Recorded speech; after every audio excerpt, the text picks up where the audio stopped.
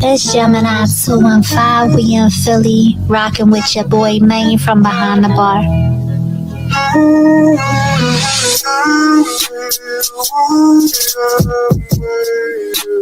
It's your girl, My Blue, and you're now watching Behind the Bar. Don't forget to hit the like button, share, and subscribe. Thank you for the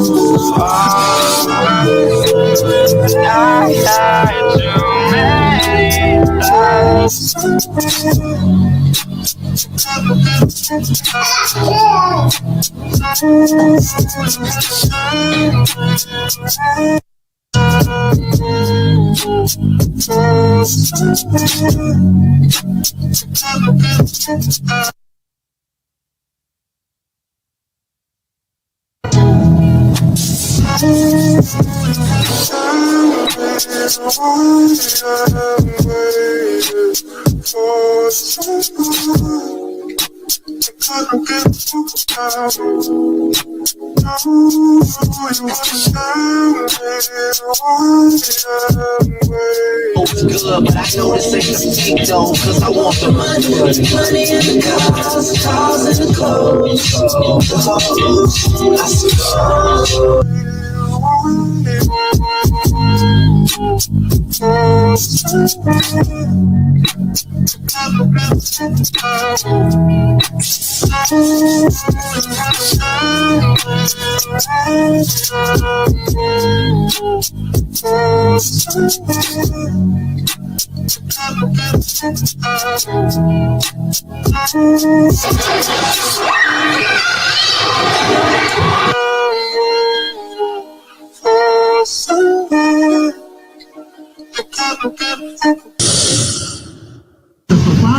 Based on your confession of Jesus as Lord of your life, His forgiveness in you, that you might be given. It's my joy to baptize you in the name of the Father.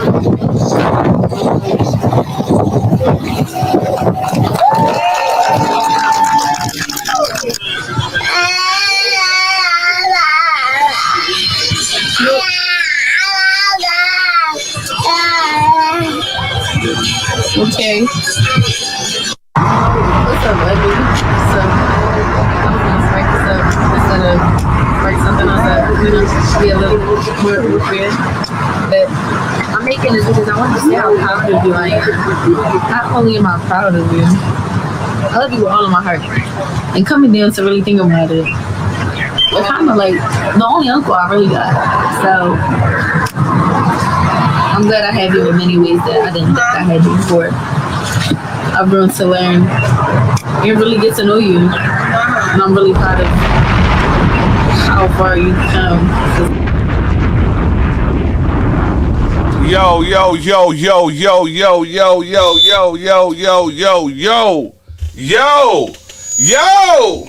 I said, what's poppin'? What's poppin'? What's poppin', slime? Hey, yo, we got a special guest in the building. We got a special guest in the building. You guys should be familiar with the homie. You already know what time it is, man. Give it a round of applause. Give a big shout out to my homie. Hey, I'm almost messed up. To the homie Barn in the building. Yeah, man. We in the building. Salute to everybody, man. It's been a while. It's been a while since I had Barn on my show. It's been like 2 years since I had you as far as the interview is concerned. So we're just doing like an updated version of what's going on. Yeah, y'all seeing it right. This is live and direct. He came in, pulled up on me on Behind the Bar. So you already know what time it is, man. Representing that Behind the Bar. You already know what time it is. Nigga, we what? Nigga, we what? We lit. Nigga, we lit, huh? Alright, so check this out, y'all. Check this out. First and foremost, salute to everybody that came through, man. Don't be shy. Pop out in the chat. Ready Red, what's going on, man? Thanks for stopping by, man. Thanks for stopping by. And yeah, it feels good, man. So, you know, we just celebrating today as far as even sobriety is concerned, man. Because if you guys are watching my first interview with Barn, you know that, you know, he's just in recovery and he's doing his sobriety because he's been through a lot in his journey when it comes to recovery and drugs and everything like that. And we just came over here to just give an update of what's going on with him because I personally haven't seen him online in a while. I'm like, damn, where my guy Barn been at? You know what I mean? He been MIA on these YouTube streets because Barn is a content creator. For those of you that don't know, he's done a lot of interviews. He's done a lot of challenges online. I remember when you and your daughter did the hot chip challenge. I thought that was so cool. I thought I was going to die that day. Oh man, and a lot of different things that you've done on your channel. One of my favorite interviews is when you interviewed the homeless man outside in that community. What's that man's name again? Tim. Oh my God, Tim was hilarious, yo. Tim had me cracking up because Tim was making sure, like, listen, bro, I'll interview you, but yo, you gotta break me off. Yeah. Like Tim wasn't playing. He was about his money. He was about his money. He definitely was. He was. I remember you saying something about like you need something to fix on your car. You're probably hiring him for that and everything like that. But yeah, shout out to Tim. But yeah, man, we have the homie Barn in the building. First and foremost, how you doing, man? I'm all right, man. I'm blessed, man. Wow. One day at a time, man. Wow. So for those that don't know, I drove around last year. This time last May, I drove from Pennsylvania all the way to Chicago, Illinois, right in that area right there. And Barn been supporting me since then. I started YouTube, and I felt the need, like I had to come down here and I had to show love. I had to drive that 10-11 hour drive with me and my family in the car to support you on your most important day of your life. You know what I mean? So I don't regret it, man. I had a great time out there. We had a good time. Your wedding was good. The food was good. The music was good. They had an open bar. I was lit. Me and Larry was over there getting tore up. We was popping, you heard? But I had a good time out there, man. You showed a lot of hospitality when I was out there, man. So, what's going on, man? How does it feel? You've been married for a year. You've been clean for 4 years, man. How's that life going? How's the married life going for 1 year now? How's that going? It's it has its ups and downs. You know how it goes. Right. You know? Everything ain't peachy and cream. You know. Yeah. As far as my sobriety, my 4 years. You know, I'm coming up on 4 years clean. As far as although I do consume THC, it helps me through my sobriety. But, as far as, I used to be a heroin addict, Right. I used to inject. And, 4 years without a needle. Wow. It's cool. You know what? When I usually look at, like, recovering alcoholics and recovering drug addicts, for mostly recovering drug addicts, they don't look as healthy as you. You know what I mean? When I see you, you look healthy. You got some weight on you. You don't look old and worn out and all that type of stuff. Like when I see them things, like I don't know any. Besides you, I don't really know any recovering drug addicts in my real life. So when I see the perception of what I look at online, YouTube, whatever, television, movies, you see somebody that even if they recover, they still look like they've been through a lot. When I look at you, you look like you healthy as hell. Like if me and you was to go in the backyard right now and play some basketball, you'll dunk on me or some shit like that. You know what I mean? So how are you? Wait, when you tell people your story, do they believe you? Sometimes it's like sometimes I get like a little like I don't believe you type shit, like with people that don't really know my journey and my struggle. So it's kind of hard for someone for you to paint a picture to someone that doesn't really know you and just know like the presence, like like you say, my health. It looks like I never been through the struggle. Right. You know what I'm saying? Right. So for a person, an outside person, it's like, it's kind of hard for them to believe the story. Wow. So sometimes, it's like, but it is what it is because it ain't about what they believe or what kind of picture I can paint.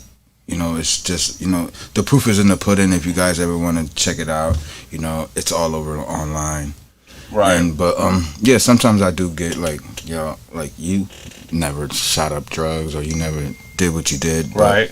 It is what it is. It is what it is. How my audio sound? Everybody in the chat can let me know how my audio sound. Make sure that we sound good on this microphone, because I would hate to do this interview and the audio is horrible, but I think the audio is good. So let me ask you a question, man. I haven't seen you making content in a while.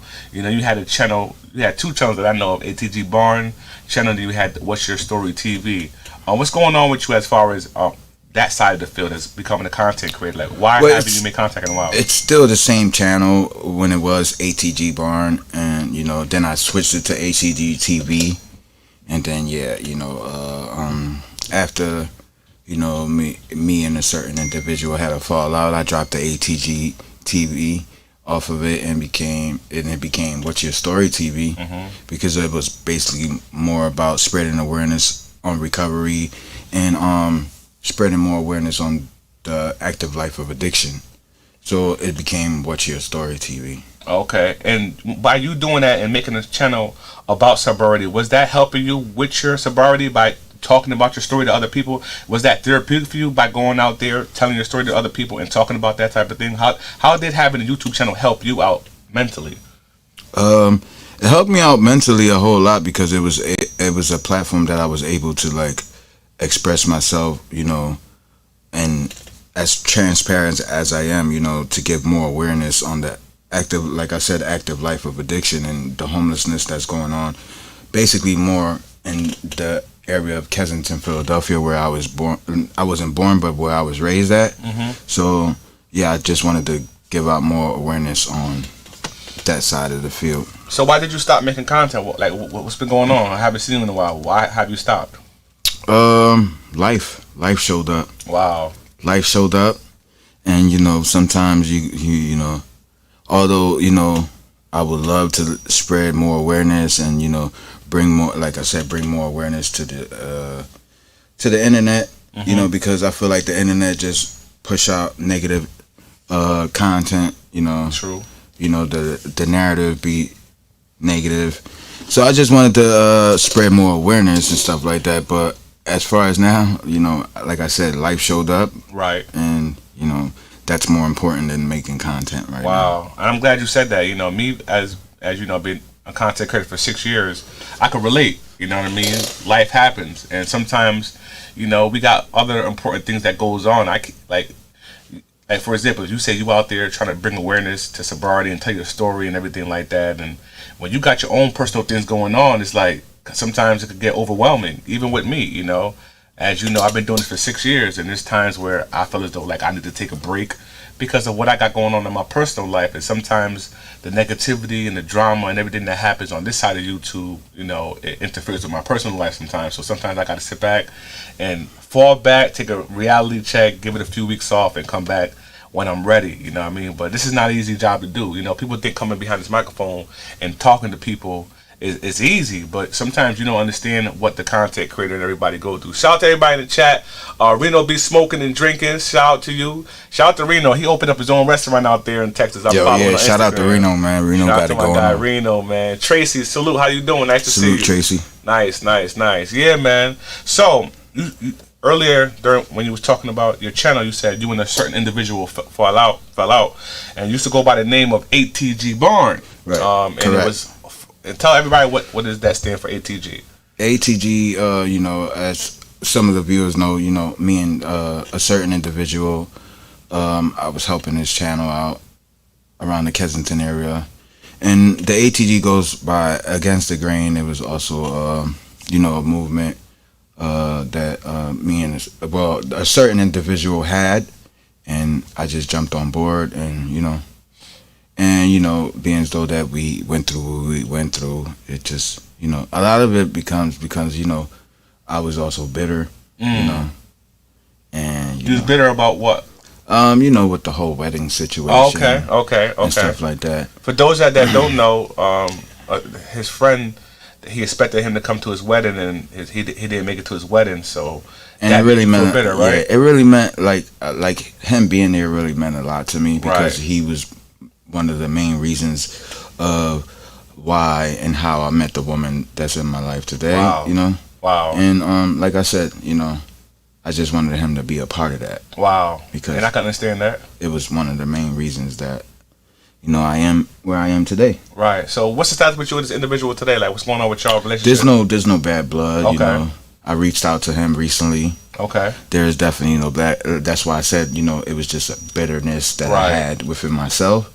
You know, and I don't wish anything bad on anybody. You know, Right. I'm not that type of individual. Right. You know what I'm saying? As you guys seen in the video, you know, I am a born again Christian. I was baptized.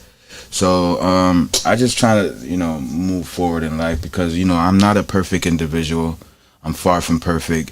I still have my flaws.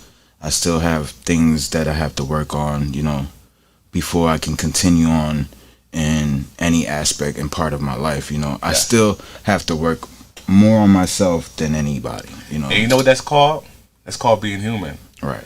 Everybody could use work. Everybody can use that encouragement. You know what I mean? Like, even me, you know, everybody goes through their things. Everybody has their flaws. Everybody can work on themselves. You know, you could always be a bigger and better barn. I could also be a bigger and better man, the milkman, or whatever they want to call me. It just comes with the territory, man. Life is full of trials and tribulations, man, and it goes with the territory, you know what I'm saying? So, you know, it is what it is, man. Me personally, I always tell you this. I'm proud of you, you know what I mean? Appreciate so that. don't nobody try to tell you anything or try to discourage you any type of way. I don't know what you go on behind the scenes, but anybody trying to make it feel like you're not doing enough, as long as you're doing the best that you can, that's all that matters. I try, man. We got to stop looking at other things and other people's lives and other things that we see. That's why you even said you took a break off of social media. You deleted your Instagram and everything like that. And that also falls into mental health, believe it or not. Because, so believe it or not, subconsciously, sometimes when we're online and we're scrolling through Instagram or scrolling through Facebook, we may see things that we think we should be at. Whether it's somebody's in their relationship, whether it's somebody's brand new house or brand new car or certain things, these little, I call them nigger trinkets that we watch online, and it psychologically messes us up because we assume that, wow, why am I not there? Why can I have this? Why can I do that? And this, that, and the third. And that could damage you psychologically because what I've learned with social media, half of that shit is smoke and mirrors. Sometimes the car that they showing is a rental or their man's car. The house that they showing off with, they live with their mother and they pretend like it's theirs and all types of shit. You be seeing people in relationships online, they happy, they smiling and like, damn, why they so happy and I'm not happy in my relationship? 9 times at a time, nigga, as soon as that camera cut off, they cussing each other out and screaming at each other. That's what I learned. You know what I mean? So I will never let none of that shit online. That's also why I try to I step back away from creating content on YouTube because, you know, a lot of it, like you said, it's fake content. Yep. It's not authentic. It's not real. Yes. And, you know, a lot of people are in character. And I understand the whole algorithm game on the internet, you know. And, like, as transparent as an individual that I am, a person that wears his emotions on his sleeves, it's not a place for me to be exposing myself like that. And that's totally facts, man. Coming from, you know, the internet is like, you know, to me, I consider it the devil's playground. You know what I'm saying? Because it's like, you know, there's nothing positive comes out of besides as you yourself notice if you coming out with all this content, doing all this journalism, you know, doing your due diligence on the line and stuff like that, providing all this content and all this facts, you know.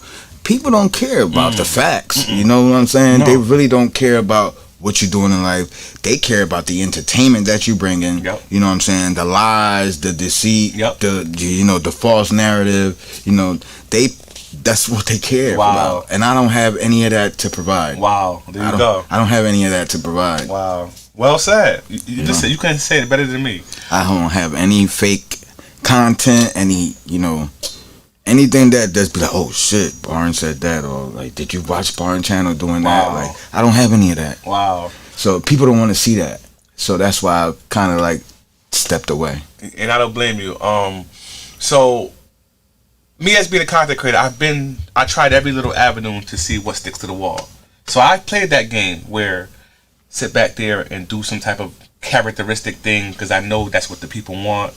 Beef with somebody because I know that's going to bring the numbers. Start some type of dramatic things online. I know that's bringing the numbers and do wild shit as you probably see me do online to see if I could go viral. Because it's like you get to a point where, you know, you kind of get frustrated after a while as far as like why your channel's not growing, So when you sit back and you try to do certain things online, sometimes they end up biting you in the ass and it backfires on you. You know what I'm saying? So to be honest with you, the way that you going about doing it is probably the best way to do it because, you know, if you consistently. But I don't mean to cut you off. But shout out to all the real content creators like yourself and you know people that's online providing great content consistently. Wow. Shout out to you for giving us great content. I'm not just saying this because I'm sitting right here in front of you and all you say it that. to me all the time. You already know. We talk behind the scenes, Yes. and I let you know. You know, sometimes you get discouraged. Yes. But you know, you got certain people that love to hear what you have to say. Let me tell you something, man. You are one of the few guys that you say certain things and you keep me going. You know what I mean? There's times when we had conversation either behind the scenes or when I do a show on the road, and you give me encouraging words like, "Yo, don't give up, don't give up. We rock with you." You said to me something to me just now before the cameras went off, because I get a lot of flack, and I actually stopped saying it because I get a lot of flack for it, right? So a lot of people see me online, right, and I be like, "Woo, child," right? And a lot of people look at it like, "Yo, what's the grown man talking about some woo child?" And they, "Oh man, that's feminine, that's gay, blah blah blah," right? And I know some people like it, but some people don't like it. But what you say to me before we went live about the woo child thing? Oh, the woo child thing. My kids. It's like, you know, when you say stuff like that, I have it on the TV and stuff. Mirror, you know, some people are familiar with my children and some people are not. But Right. my children, when I have your show on and you say the woo child, you know. Wow. That made me feel good. That And made me feel everybody, you know, watches it.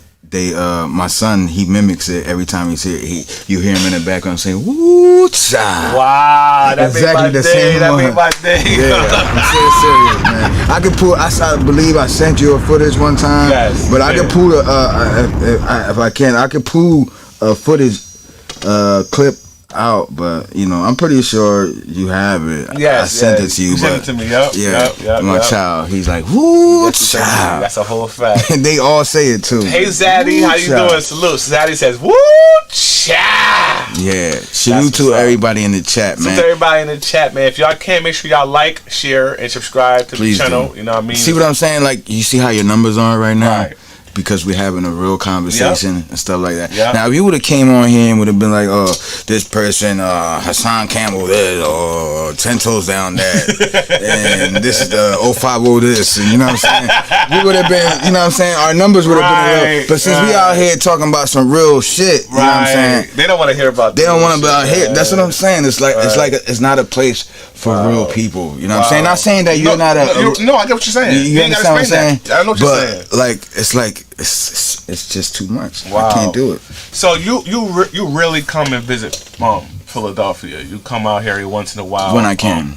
When you can. When I can. So you're originally your stomping grounds, Kensington. So how has Kensington changed from the time when you used to be out there on the streets to now? Like, what's going on out there? Yo, I just went out there and I sent you the clip. I was just out there. It's like everybody that I used to rip and run around with when I was out there, you know, either dead or overdose, because right now it's a whole different animal out there. Wow. So I wanted to see it for myself. So I went out there yesterday or the day before yesterday. Okay. Me and my brother went around there and, you know, we was asking them, you know, about you know, we was making sure that they had clean needles, everybody was good, you know. And I went in and got out of there real fast, you know. Wow. I went in and got out. All right, so this is some footage you sent me earlier. We got to play it right now. This is Barn in his old neighborhood, stomping grounds around his people. Let's talk about it. We clean as shit, bro. They gonna think we giving out samples and shit. Yeah, yo, let's go. Anything. That's some dope, man. Look at this shit. Welcome to Kensington, y'all. Look at this shit, look. But they must have gave out samples, look. This is the churches, bro. Welcome to the trenches, dog. Welcome to the trenches, y'all. When you say they're giving out samples, what does that mean exactly? When they giving out samples, it's free drugs. Who's they giving out samples? Who's they? You know, people that's out there. The drug dealers. Yeah.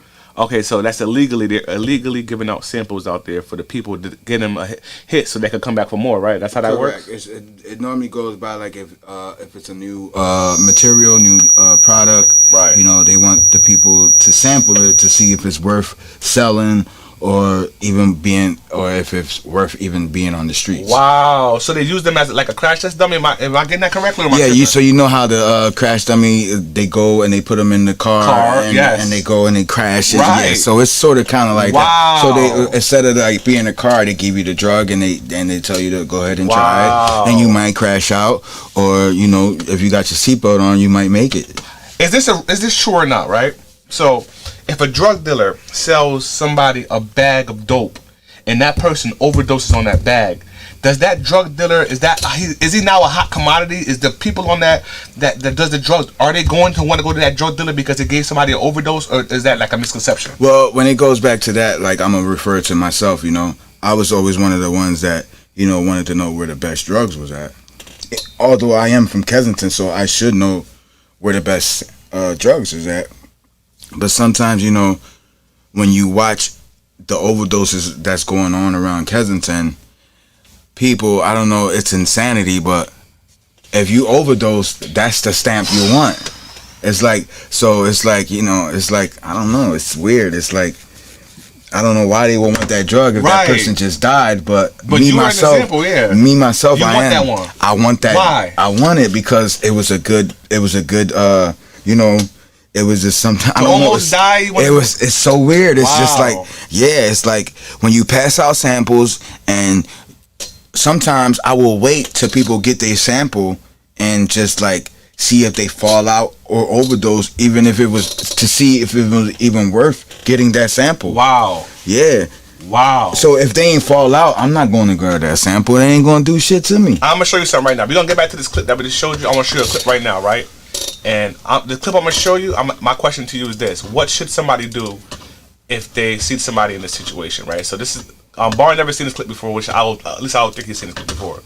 Where is it at? I'm going to show it right now. And I want you to tell me, if I see somebody in this situation, under distress, overdosing, what should somebody do? So I want you to watch this.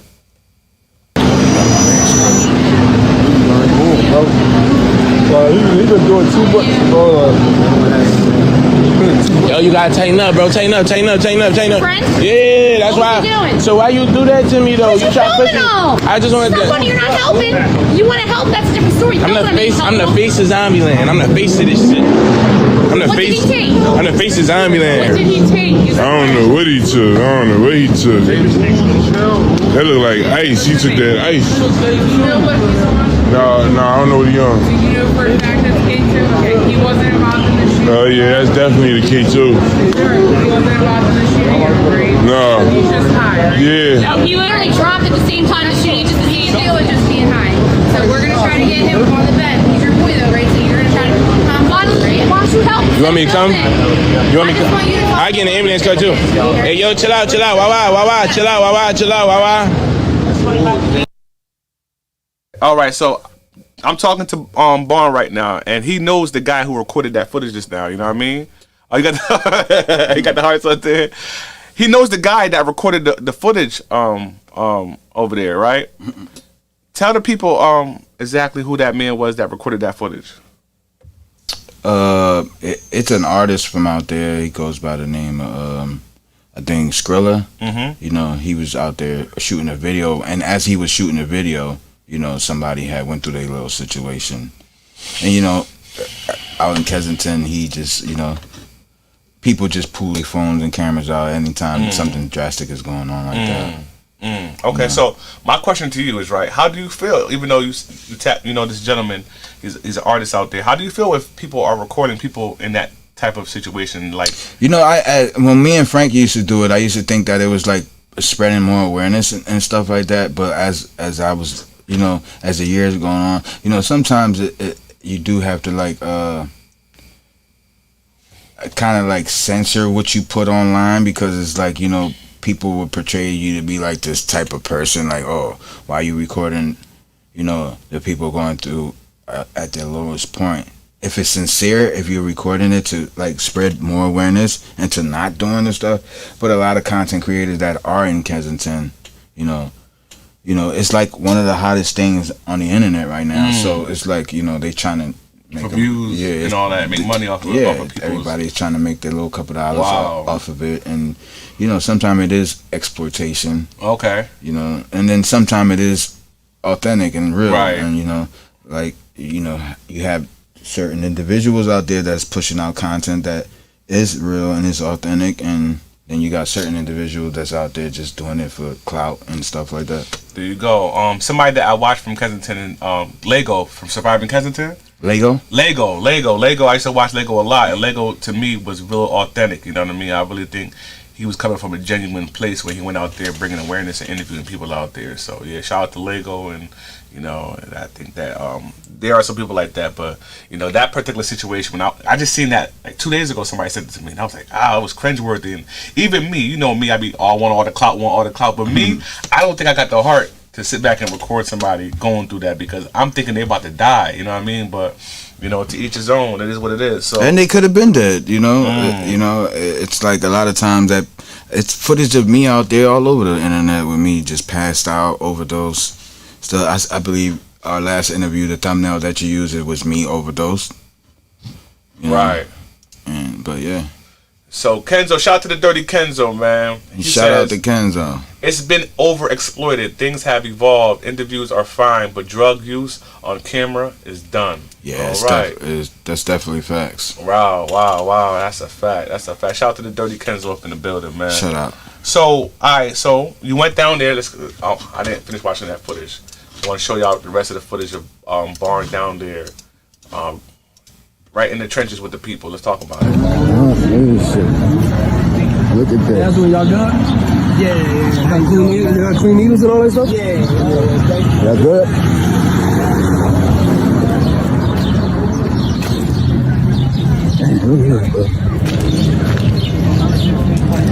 Everybody got clean needles over there? That good?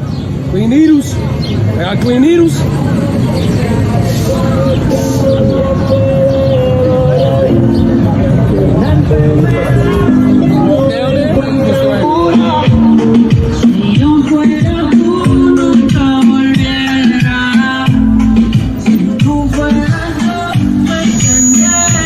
All right, so Barn, you was there talking to the people, and you was asking the individuals there if they have a clean needle. What is that about? Well, a lot of times the people that's out there in the struggle, they reuse their needle over and over again. I too was one of the ones that had to use one needle a few times before I was able to get a clean needle. So a lot of times for places like Prevention Point, that's a safe injection spot. People go over there to exchange their dirty needles to get new needles. So what that does, it eliminates the spread of diseases with like hepatitis C, HIV. Although we shouldn't be out there condoning them having getting high at all, but like if you're gonna get high, make sure you get high safely. Dispose of your needles safely, and then you eliminate the spread of diseases. So that's why we have the safe injection spot. So a lot of people are against it. I'm not one of those. I think I'm all for it, actually, because I think it would eliminate the needles on the streets, the kids seeing the needles on the streets, you walking around and seeing nothing but orange caps on the streets, your kids going up and down the Ave, stepping on them and stuff like that. And then sometimes you walking your dog or your animal might step on it, you know what I'm saying? And yeah, it just eliminates the spread of diseases, and I think that's a great idea. Wow, okay, that's good. Like although people are harming themselves, but if you're gonna do it, at least do it clean. Whereas though you can eliminate the spread of whatever's going on in that type of environment. Like you said, hepatitis B, hepatitis C, and HIV, yes. And whatever else diseases that's airborne, blood airborne. Okay. That you can catch. Okay. So if you constantly switching up your needles, exchanging them, and not reusing the same needle, it eliminates the spread of disease. Okay. Wow. Wow, okay, that's and you see, that's why I'm glad I can sit back and have a conversation with people like you, and since I don't really know much about that environment, you're educating me at the same time. Correct. You know what I mean? I'm learning, and because when you said that anybody got clean needles, somebody that's naive, why do you care about clean needles? And you explained it so good. I'm like, oh, okay, that makes sense now. Okay, right. That's good. Okay, so when you went down there, rumor has is that the new mayor out here was trying to clear out the area and all that type of stuff. Is that true? It does look a little different, a little cleaner from when I was last down here. Okay. You don't have people are still hanging out, and those like other people. And 9 times out of 10 those are the people that doesn't really live down there in Kensington, so they're afraid to leave the area because if they go back to where they came from, it's not accessible for them, right, like it is in Kensington. Right. So is that a good thing that the city is trying to move them out, or that's a bad thing? Because I was saying that's a bad thing. Because where are these people going? Like, I don't understand. That's a good question. Okay. It's like I don't know. I don't really know. It's like because if they pushing them out, it's like they only pushing them. They only gonna go somewhere else and start it all over. Whereas though it's gonna create a more conflict, I want to say, whereas the more needles around the new area. So it's like the whole with the gentrification thing. So they pushing them up more towards the suburbs and it's like they pushing them out of Kensington, but they just going either around the corner or more up the road. It's like it's not gonna be a ever ending cycle. It's just gonna continue to move. So if they do consider to clean Kensington out, but I do notice that I went down there and it is a little bit cleaner as far as less people and stuff like that. I haven't really dug deep in there like that, but I did see a difference. Okay, you see a difference there. Okay. I don't know if it's because I've been away for 4 years, but I come down here and I definitely make my duty to go down there and check what's going on. So you've been clean for 4 years. What things in your life that kept you away from going back and going back to drugs and everything like that? What is the things that's in your life that's helping you get through this stuff and still stay clean? People, places, and things. Talk about it. Okay, so when you change your people, places, and things, it creates new avenues and new, like me for myself, I changed where I live, I changed the people I talk to, the people I hang with. Whereas though when I was out here, I was, around the people that got high. Now I hang around people that works a 9 to 5 and trying to establish a good credit. You know what I'm saying? So you never went to a rehabilitation program or a center or I have. There? Okay. I have. But during this process of the 4 years? During this process of the 4 years, no. Okay. During this process of the 4 years, I did this cold turkey with the help of a certain individual, and that's the woman of my life right now. Shout out to heaven. You know what I'm saying? And yeah, but I did it this time. I think this was the best way to do it because I wanted to feel every bit of what I went through, And like I said, I still go through struggles in life today that I'm still working on to better myself as an individual, as a husband, as a father, as a friend. I still go through my little struggles. My mental health is not all the way there right now. I am going through a whole lot. Aren't we all? And yeah, but yeah, you definitely have to switch up your people, places, and things. If not, if you're going to hang around the same people in the same places and doing the same things, you're going to get the same result. They have a saying that say it's insanity. Doing the same thing over and over again and expecting the different results. It's the definition of insanity. Yeah, absolutely. That's definitely. Shout out to Alosifer in the chat. Salute to you, man. Everybody, thanks for pulling up. Man. Yeah, we got Barn in the building, man. For those that don't know, I've known Barn for probably 5 years now. Him and I, first time I met him down over there in North Philly, and me and him did this epic skit outside. It was absolutely. Do I got the skit here? Hold on, I think I got the skit here. For those that didn't see the I think the bar skit. Here we go right here. For those that never seen this skit. It's a beautiful day in this neighborhood, a beautiful day for a neighbor. Would you be mine? Would you be mine? It's a neighborly day in this beautiful neighborly day for a neighbor. Would you be mine? Would you be mine? I have always wanted to. Hey yo! What you got on my 40, homie? Oh, okay. All right, you already know you know what you got. You got to pay the piper, my nigga. Right. If a motherfucker can't give me $2, $3, listen, I ain't gonna front. I don't need it. It's just to say, here, nigga, huh? You fat fuck little dick motherfucker, huh? Here go $2, nigga. Yeah. It makes me feel like it's worth it. What you remember about that day when I first pulled up on you? What you remember about that day? Yeah, everything. Epic, right? Epic. That was definitely a good skit right there. That's one of my favorites. Top 3. You know my second favorite after that one? Everything legal.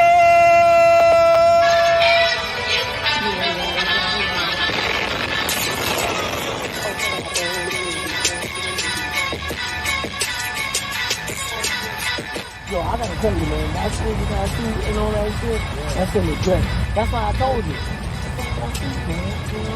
You got the GC, bad flesh, that, you feel me? You know?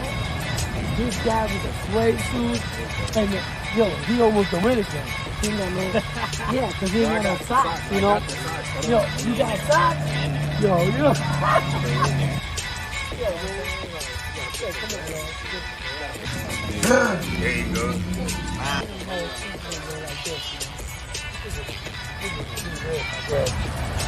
You ain't got it. Roll the shit. Let's go. Roll the shit, man. Come on, let's go. Yo. Come on, son.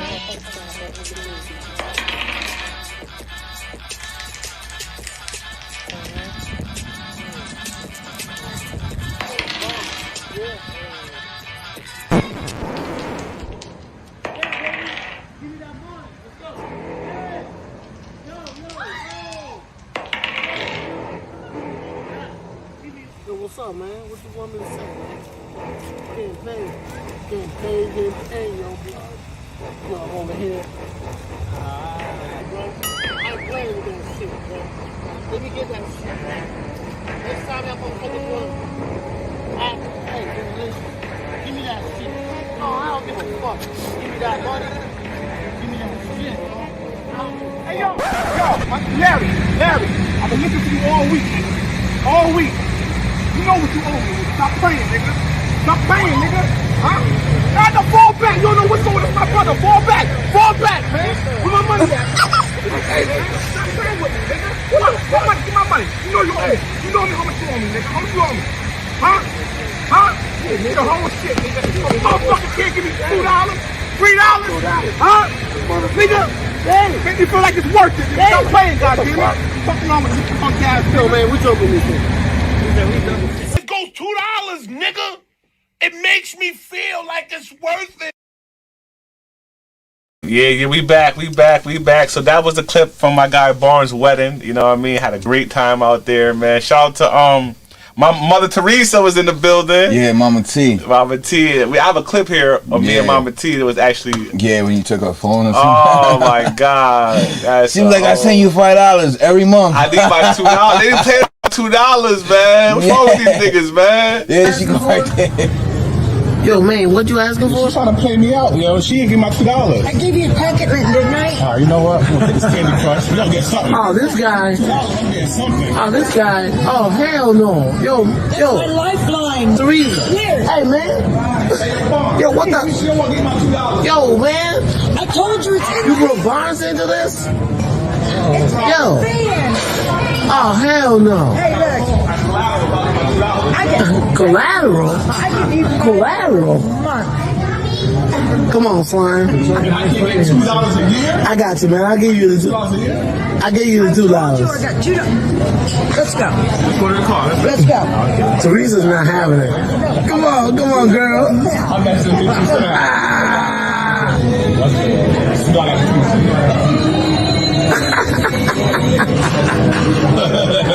You guys are funny as hell. If you got the money, a bitch can get flued out. Yeah, man. Man, yo, Larry, I know you in the bushes, boy. Yo. Come on out. Yo, let me say something. Let me say something about Larry real quick, man. Larry, Yo, that's Man, my let me tell you guy, something, man. I love You know what it Larry, is about man. me and Larry? We bump heads a lot because him and I are so passionate about behind the bar that we bump heads a lot. He's very feels passionate. He's very passionate about behind Let me the tell bar. you something. And you know what it is? I think that it is that he sees he puts you so like, and I'm not just saying this because, but I mean, Larry done had conversation where as though, you know, he sees you like I see you. You know, you're good at what you do. So when you digress, it's like, what the fuck is this nigga doing? You know, like why he doing? Like what the fuck is wrong with you, man? You know how he talks to you, right? And then you know, and then when you're good, it's like when you're good, you're fucking great.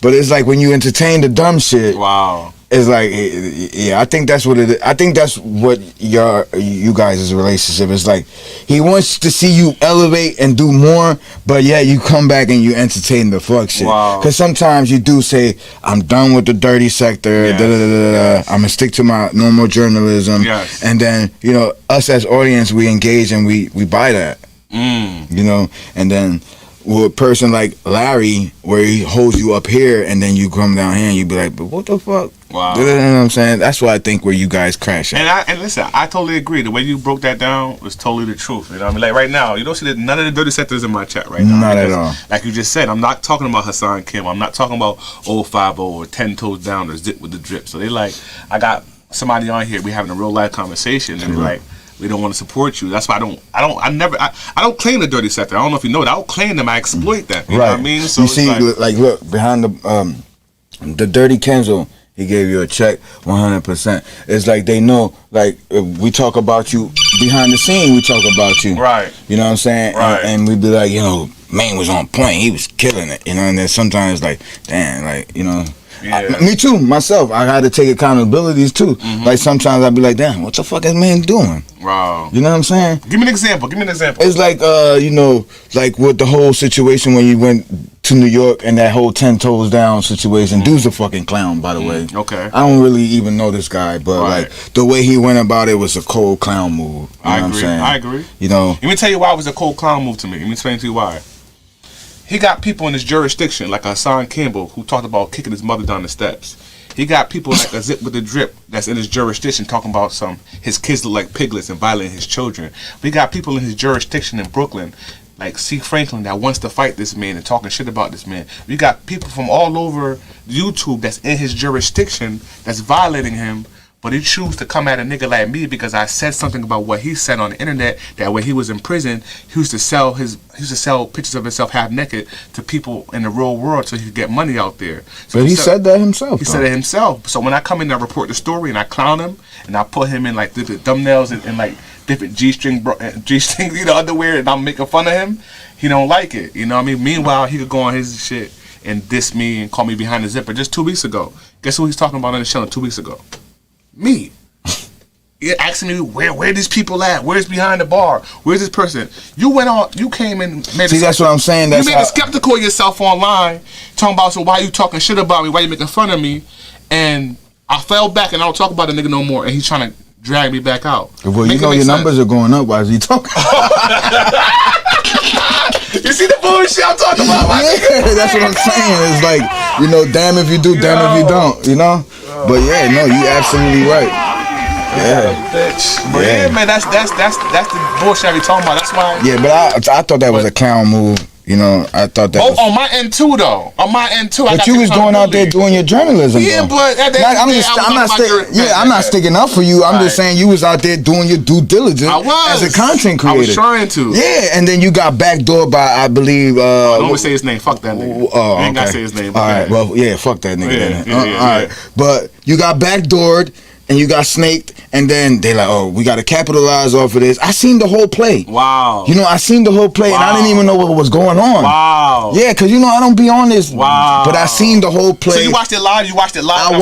Wow. I watched the whole shit live. I watched it live, and I seen the whole fucking play. Wow. You know what I'm saying? Shout out to my boy Vic in the fucking building. Badlands. Vic, my guy. Yo, I got to pull up on him one of these days, man. I don't know why I haven't. Yeah, you got to. That'll be you seen him when he was up here? Have you seen him? Since you been here this time? This time? Yeah. No, I did send him the link now. Oh, okay. You know, shout out to my guy Vic. Man, I ain't seen my nigga Vic in a minute. But that's what I'm saying. Like that content right there, it goes. That's why you know it causes like people like like that's trying to provide real content and trying to break their way through the algorithm and you know, help support their family to, you know, pay a bill here and there. It causes a lot of, like, you know, confusion in the algorithm, because it's like we're trying to break in, and like a person like me, I don't know what angle to use to break in. So it's like I gotta use fake content, you know, create plays, you know, like these guys, you know, and it's just not, I don't have the fucking energy to do no type shit like that. You feel what I'm saying? I don't blame you. I don't blame you. I'm gonna call this nigga real quick. Let's see if this nigga answer the phone. Don't want to say his name, but I'm gonna call him right now and see if this nigga answer the phone. Let's see what happens. Let's see. Shout out to the chat, though. Shout out to the chat, man. I'm about to put this nigga on blast real quick. Let's see if this nigga answer the phone. See this nigga answer the phone, man.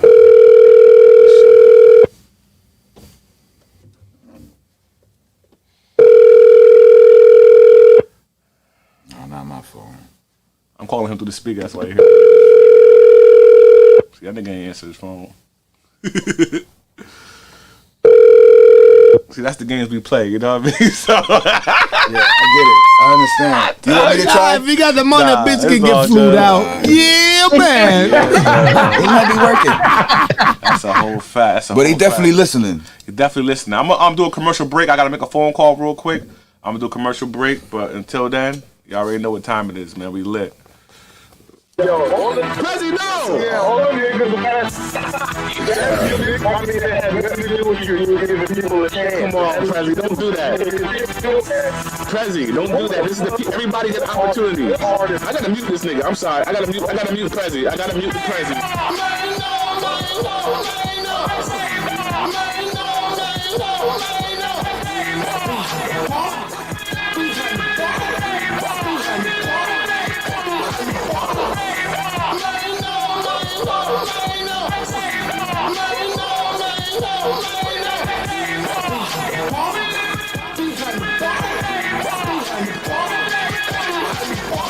Shoot you in your back like Rick. Got a body like Beyonce, not like Nicki. Hey man, these fuck boys, they trippin', bro. No name ass niggas, man, they dissin', bro. Try me, my nigga, ain't no more try you. They mad cause I get that bag like a drive-thru. Bandana around my face, I look like a dog. Halfway, you ain't got the answers. I'm here to pop you. Nigga Stevie Wonder, fuck your blind, but it ain't mine, they say that bitch is 9 months. I played the bitch real bad. She wanted red lobster, so I gave that bitch crab.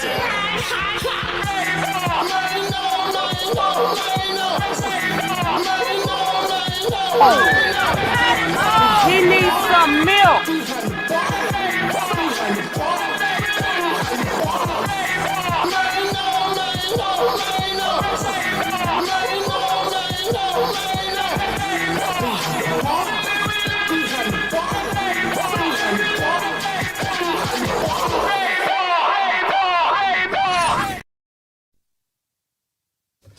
We back, yo. We back. We got my guy Barn up in the building, man. We got my guy Barn up in the building. So let me ask you a question, man.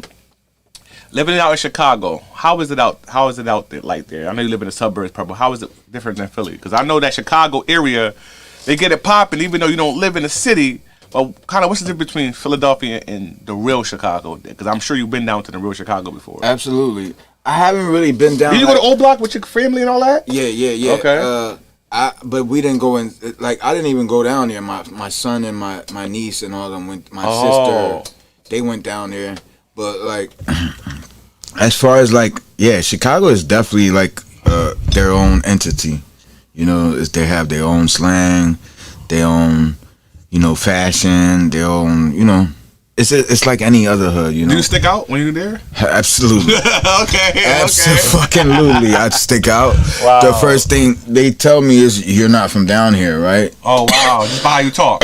Just by how to talk, because, you know, us from the East Coast, we have, especially from Philly, we have a certain dialect and a certain, you know, the way we talk is like, you know, we don't talk like anywhere else, you know. Right. Whereas though, if you go to Chicago, you can hear a little bit down south, Atlanta down there. You can hear a little bit of like the West.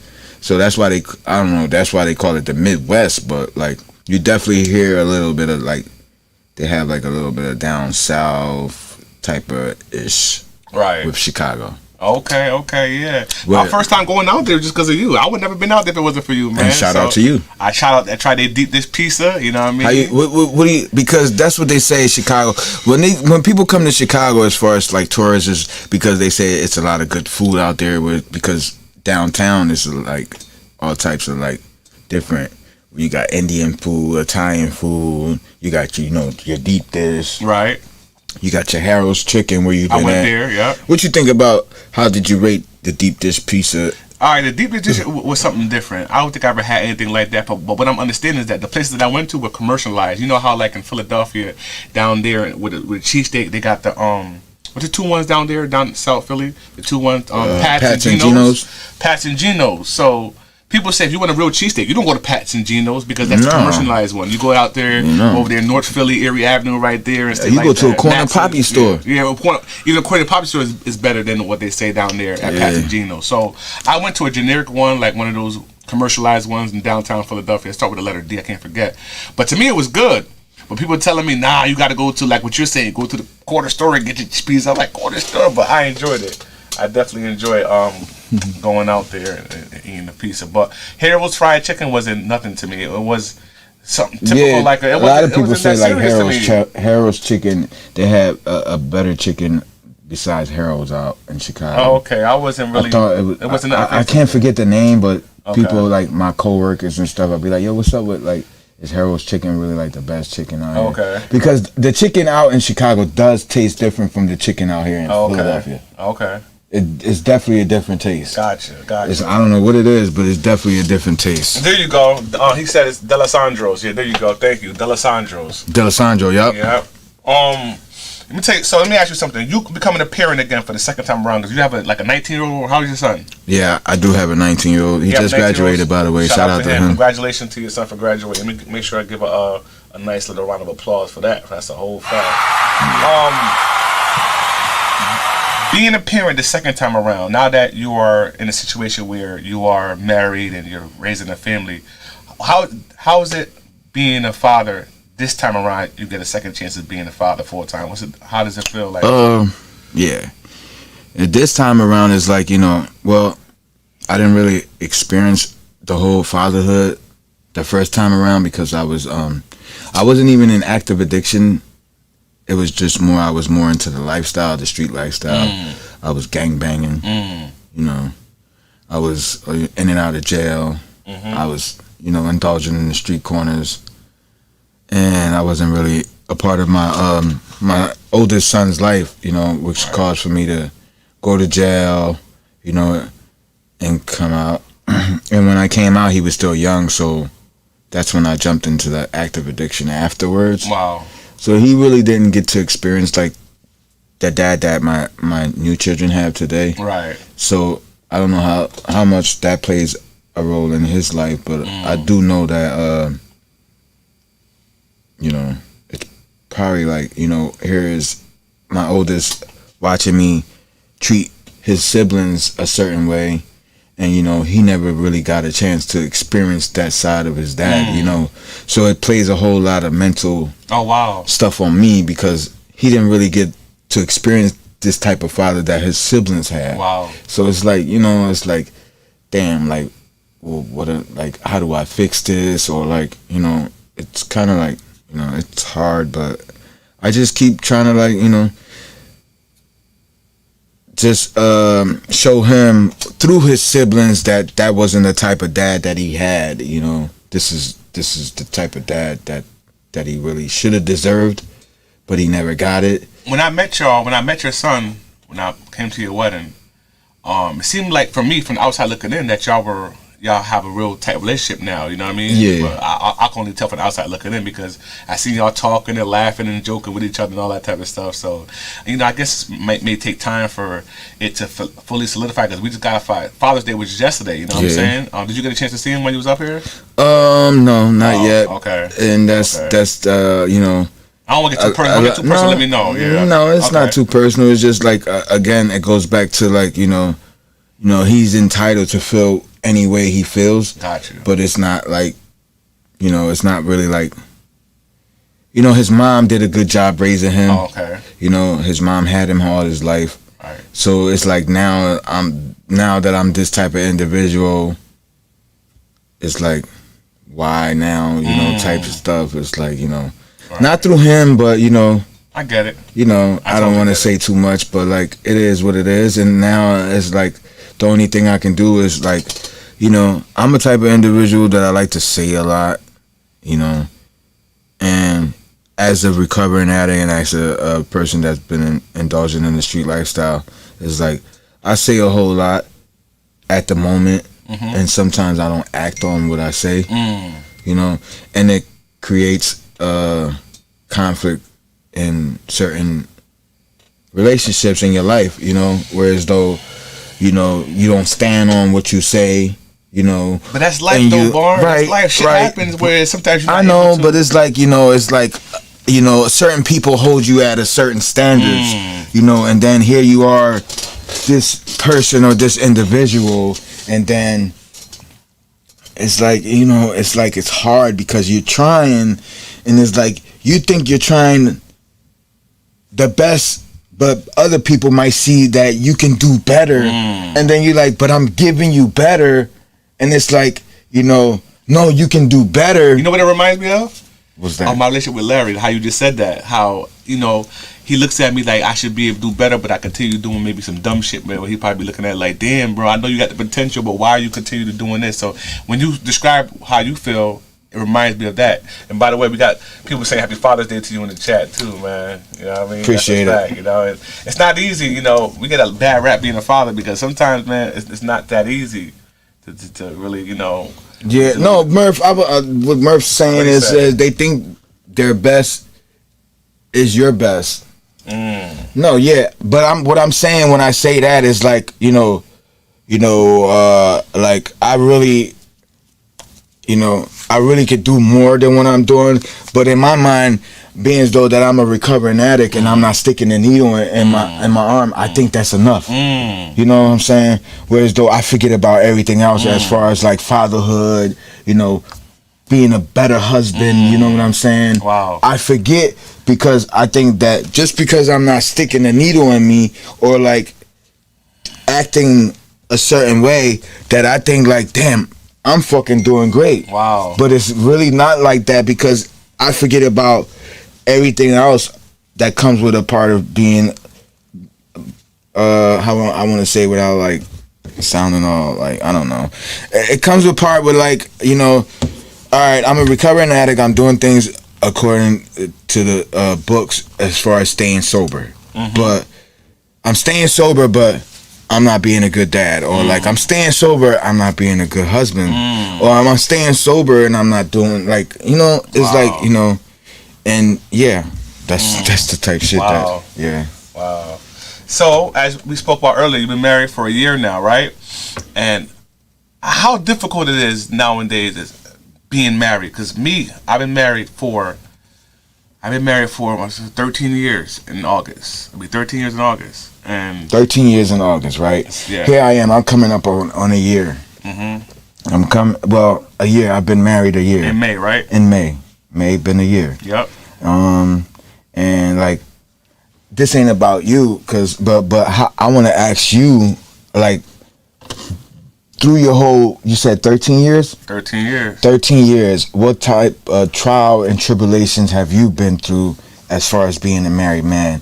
As far as has it gotten to a point in your life, and you don't have to go into deep, a point in your life where as though you just want to just like fucking disappear, throw everything away, or like, you know, how did you Let me tell you from my came experience. to 13 years?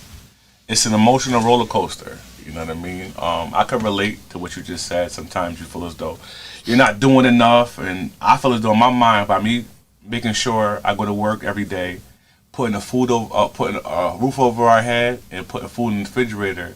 Sometimes I think I'm doing my job. What else do I need to do? You know, that's how my mindset is. You know, sometimes it's like, hey, what you got to complain about if, you know, I'm making sure that, you know, I'm taking care of my responsibilities. But what I've learned throughout the years is that marriage is a job, meaning that you have to work at it, you know. So I'm finally getting to the point where I'm starting to get a reality check, and I gotta start to do the simple things that I used to do when we first met to try to win her over.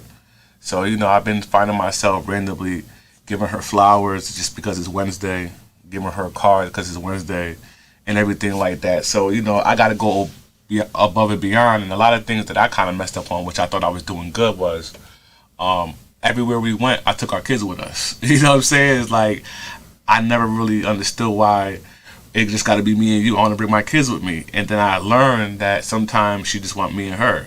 And that's why I even did the trip to Vegas. You know, her and I going to Vegas was the first trip that we ever took. That was a real trip. Even our honeymoon. What happened? Honda. Oh, what's up, Honda mommy? Salute. You know what I mean? So those are the little things I had to learn, and it took me a while to figure it out. You know what I mean? But I think I kind of getting it. But every time I think I got it, something else happens. So, you know, that's marriage for you, though. You know what I mean? But how did you get to 13 years, though? How did you get there? Without, you know, because of course it's been ups and downs. But how did you manage to overcome and to making it to 13 years? You got to be friends with your spouse. That's first and foremost. If you're not friends with her, then it's not going to work. You know what I mean? So, you know, through our friendship and with the kids that we share, you know, we're big on family. So, you know, our children are part of what helps us get day by day because, you know, she plays a certain role and I play a certain role. And we're big on family. We believe that, you know, when you start a family with each other, you know, you got to go through the ups and downs. You can't just give up just because we can't agree with each other. So, you know, our children. So when it comes to agree and disagree, how do you guys come into one common agreement? We scream and yell at each other until whoever screamed the loudest. And shout out to T. Shout out to T, by the way. Shout out to T, by the way. Yeah, he just seen. Hey, he said, "Dang, I came to your house, man. I wanted some sweet tea cooking." You know what I mean? Yeah, I was definitely coming over here for some sweet tea cooking, cause woo, cha, cha, for real. Yeah, next time, man. Next time, I'll make sure we put out a spread for you. But man. yeah, and overall, you know, it's like when you go back to the question, where is though, you know, my 19-year-old and you know my other children, you know, it's like I said, he never had that version of you know, he graduated, you know, I wasn't able to make it, you know what I'm saying? I wasn't able to make it because of what I have going on, right?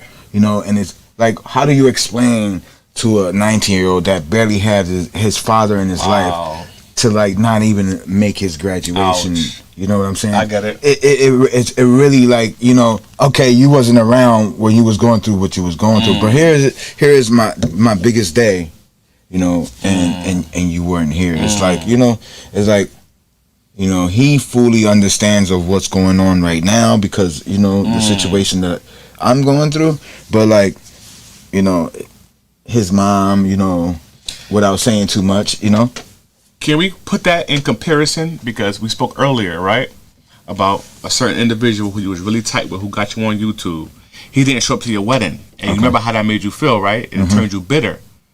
You see how that works? Right. It's no difference, believe it or not. You might look at it as different, but it's no different because I remember that you said, we're not going to say his name, but that gentleman that has that big channel on YouTube when I was in Kensington, he was unable, and he's the godparent to your children. He's the godparent to your children, and he didn't show up to your wedding, which you just said your son's biggest day of his life so far was the same thing. Well, he never got to baptize them as a godparent, but I had when they were first born, I had reached out to him, but he never got a chance to like actually go through the whole like baptizing them and like being the godparent. The christening, you talking about the christening, yeah. Right? Correct.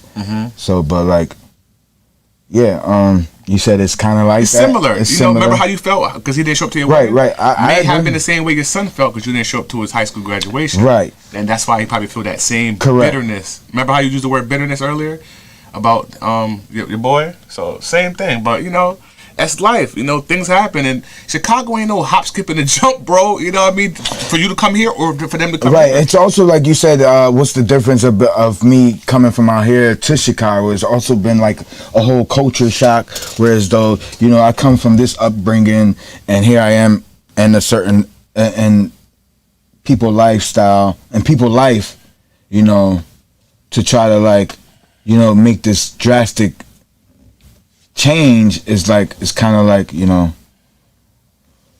it's kind of hard, you know? It's hard, man. Listen, things happen, you know? Hard.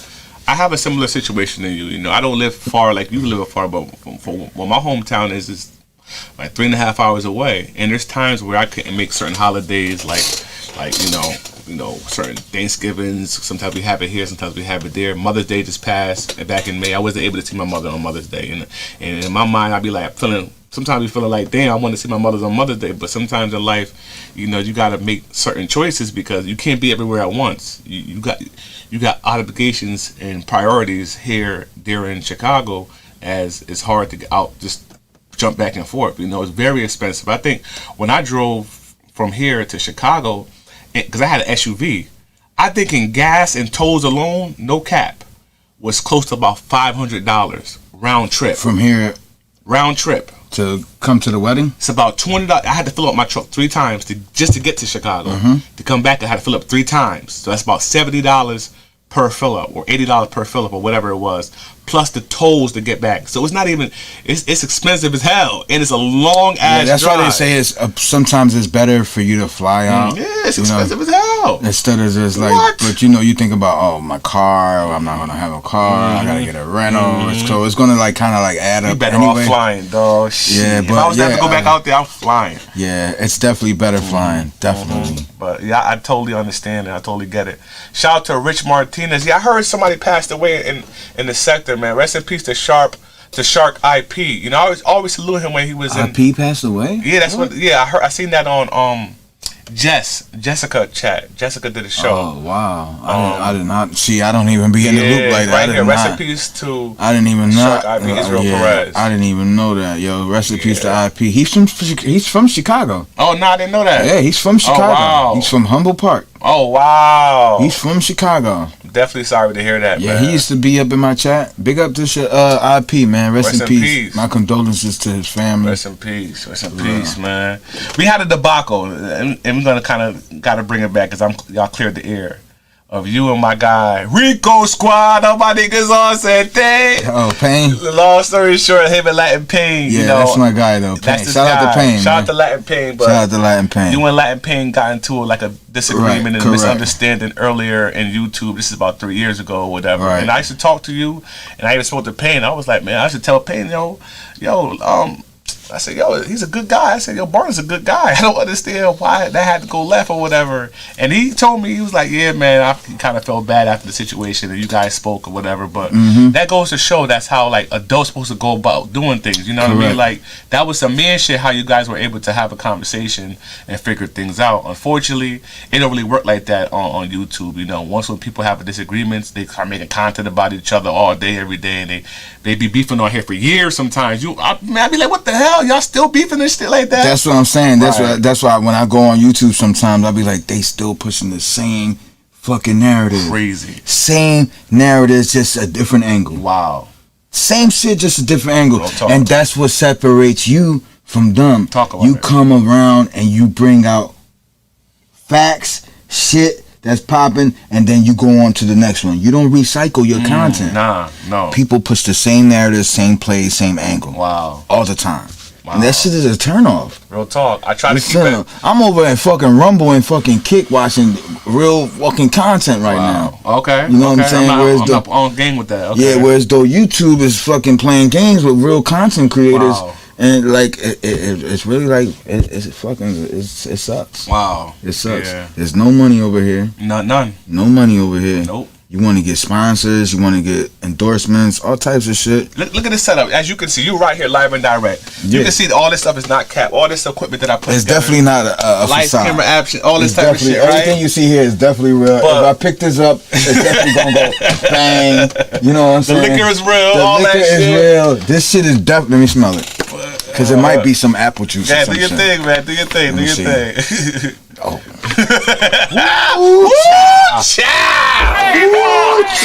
That's funny as hell. Hell yeah. But there's no cap here, you know, and I put a lot of blood, sweat, and tears of effort in that's this what I said. bar. When I first came in here, I thought you had it, you know, but no, this is actual real deal. Let them know what's behind there. Let them know what's behind there, man. Behind there is the actual basement. You know, you got your couch over there. You got, you know, you got a few cameras over here, lights.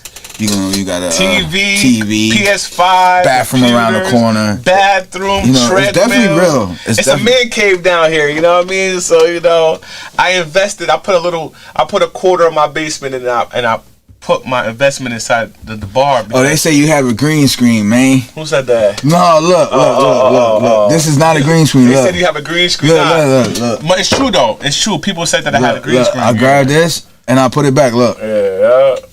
You heard that? Look. Yeah. That's real. That's real. That's real wood. That's real wood, man. Hey, yo, I'm a negative influence. If anybody donate right now, a $5 cash app, I'm gonna have him take a shot, even though he's on sobriety right now. What? Now listen, hold on. What? I'm gonna put him on blast. What? I'm gonna put him on blast, y'all. Oh man, he can't come behind the bar without drinking. Yo. No, you can't come behind the bar without drinking. Fuck. I'm not really a drinker like that. Let me see if y'all gonna put respect on the cash app real quick. Yo. Oh man, all donations. Let me put on the cash. Oh man, they gotta make it worth it if I'm gonna take a shot though. For real. If they want me to take a shot, how he gonna come behind the bar without drinking, yo? Nah, man. How you gonna come behind the bar without drinking, yo? Hell no. The first person to hit my cash app right now. Hell no. Hell no. That nigga gotta take a drink behind the bar. That's a whole hell fact, no. You know what I mean? A shot though? Yeah, man. Bro. So we gonna need a song. Hold on. We gonna need a shot. Hold on. That's crazy though. Hold on. We gotta play a song. God damn it. Get this shit on. No, man. Man, no. Yo, literally. Shout out to y'all. We just made $30. We just made $30. Don't want it, BDB. $30 in the past, what was it, 3 minutes? Wow. Shout out to y'all. With that being said, I'm gonna fall back, bro. Where the shot thing at, man? Here we go. Oh my God, you serious? Got the shot thing right here. Hey yo, E-Money, this is your shot glass right here. You gotta drink out of your shot glass right here. Hold on. 3 shots? 3 shots, bro. There's all the money going to you. I'll keep the money. I'll drink it. If you don't want it, I'll take the money. What's up? If you don't want it, I'll take the money. I do need some gas money. All right, well, damn, nigga. Well, drink up, goddamn. I'm gonna fall back, yo. Oh my God, I'm gonna fall back. This nigga gotta drink, yo. I'm gonna fall back, goddamn. Oh shit. Fall back. Rock album. Stores July 7th. Yo, I know I'm a bad influence, y'all, but he can't come to behind the bar and kick it with me without having a drink. Man. Sobriety or not. I feel like this was a whole setup. Oh, man, I feel like this was a whole setup. But I'm good. Nah, but all jokes aside, shout out to the people who donated. We seen Tracy in the chat. Thank you for your donation. We seen Rich Martinez for your donation. E-money for the donations. All proceeds is going to the man who took the shots. That's him. Tracy, I know you said I gotta take a shot, but I gotta go to work, y'all. I gotta go to work. I can't get drunk on the job. I took it for him. He took it for me, man. He definitely took it for me, man. But yo, Barn, it was a pleasure having you on my show, man. Thanks for coming by. Let me tell you something. I'm kind of honest with you. You got a bitch screen. I normally don't have motherfuckers in my crib, my nigga. I'm gonna keep it real with you, my nigga. So you know, it's an honor. You know, it's definitely an honor. I gotta fuck with you if you in my crib. No, yeah, definitely. You in my crib, around my wife, my kids, all that shit. You know what I mean? Love, so respect, love. You know, I got respect. I said to myself, respect. I done drove all the way to Chicago to come see you for your wedding, and you in town, nigga. Pull up. What you talking about, nigga? Come it's through. Definitely all love. And bro. next time you come through, then the wife is in town or whatever, nigga. And just even if it's just you, I'm gonna make sure that we put out a nice little spread for you so you can have something. They said the sweet. devil is working. They on your, they on your hiney. They on your hiney. It is what it is, man. But thank y'all, man. Thank you for coming through, man. Anything else you wanted to say before we end this joint, my nigga? Talk to me, man. Oh man, stay tuned. I got a new channel coming through. You know what I'm saying? What's Your Story TV 2.0. 2.0. It's not up and running yet, but it's definitely in the works. Definitely branding it the right way, whereas though doing my whole experience with the whole YouTube thing this time around, whereas though I know more, you know. So hopefully the new channel will provide more content. You know, not hopefully, it will provide more content, more interviews, but it will be more in-depth interviews, whereas though I'm going to be going down to the city of Chicago, covering the content and the homelessness that's going on out there. You know, please, people in the chat, don't take me taking these shots. You know, it was apple juice. No, I'm joking. It was apple juice. It was apple juice. It was apple juice. It was definitely apple juice. But no, I definitely would like for people to like tap in. And yeah, I have a whole new channel coming soon, and it was definitely an honor. Like me myself, I would definitely not have a certain individual, any individual come and just pull up to the crib or anything. So I definitely, I'm honored to even be behind the bar. That's a fact. Whereas though, you know, but to the chat, it was definitely apple juice. This is not liquor. It's definitely apple juice. Apple juice. So yeah, it was just good content. Man, great content, man. But yo, man, listen, all jokes aside, like I said to you earlier, man, proud of you, man, from everything. You know what I mean? It was just a joke towards the chat, you know. Like you know, you definitely can't come behind, for people, future reference, if you do come behind the bar, you definitely do have to take a shot.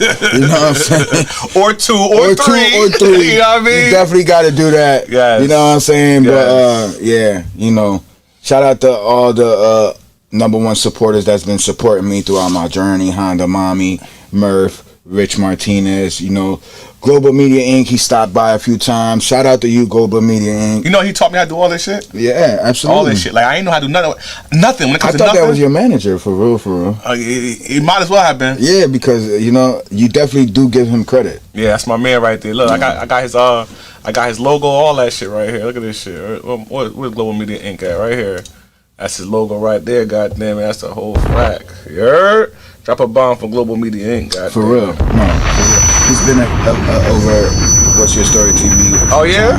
Okay. In the chat. In the chat. Okay, that's what's up. But if you guys in the chat want to check out the full interview, the rebroadcast, make sure y'all hit the replay gang. Yep. Yeah, we'll be chopping this up a little bit later because we had a lot of different topics that we have brought over here, man. But shout out to Reno Biz, Tracy. Yeah, definitely Reno. I forgot even Reno. Reno was #1 too. Yeah, man. Shout out to Reno. You got to call him Chef Reno now. Chef Reno. Chef Reno. Running down the city with a dirty ass stick, paranoid than a motherfucking bitch. I hopped out the whip, said it, who ready to ride? I don't hope the devil don't. Some shit, that shit. I hope nobody tell on me when it's time to testify. That shit, my shit right there. No doubt, man. Shout out to him. He don't look like a rapper, but that nigga rap his ass off, No, yo. yeah, for sure. He need to come out with some fucking new music. Oh, that's a whole fact. You know what I'm saying? But he might be, you know, he might have his whole, you know, he got a whole food truck. Is it a food truck or? It could be a restaurant too. I don't know what it is, but I follow him on Instagram and I be seeing them slabs, man. I be seeing them slabs, them barbecue. Yeah, no, those slabs, them raffles he be doing too. Yeah, man. Yeah, that's for a sure. whole fact, man. And shout out to everybody in the chat though. Thank y'all for pulling up. Absolutely. Thank y'all for pulling up, man. I had a great time here, man. Absolutely. It's always a great time. For real, man. I had to brush up my skills. I haven't interviewed somebody in a while, man. I had to brush up my skills real quick, bro. Yeah. You know what I mean? But I feel like it's natural with you though. You think so? Yeah. You think I did a good job just now? Yeah, absolutely. Okay, I appreciate that. Unless you have anything else that you know. Because I wasn't even really prepared. I was like, you know what? Let me have my man come down here and ask all my questions I need to but it is what it is, man. Yeah. But until next time, ladies and gentlemen, you already know what time it is, man. You know, behind the bar. Make sure y'all subscribe to the channel that's coming up soon. What's Your Story TV 2.0? 2.0. I will be I'm trying to get everything situated now because I will be using a camera guy as well. Oh wow, you doing it big like that, huh? Yeah, it's I don't know if you guys seen the wedding video, but the same guy that does my wedding video. Okay. He was at the venue. Was it Asian man or white man? man? No, he's Mexican. Man, okay, I see. I remember him. I remember him. Okay. Yeah. All right, yo. Yeah. With that being said, yo, BDB Barn over and out. Peace. Yeah, y'all.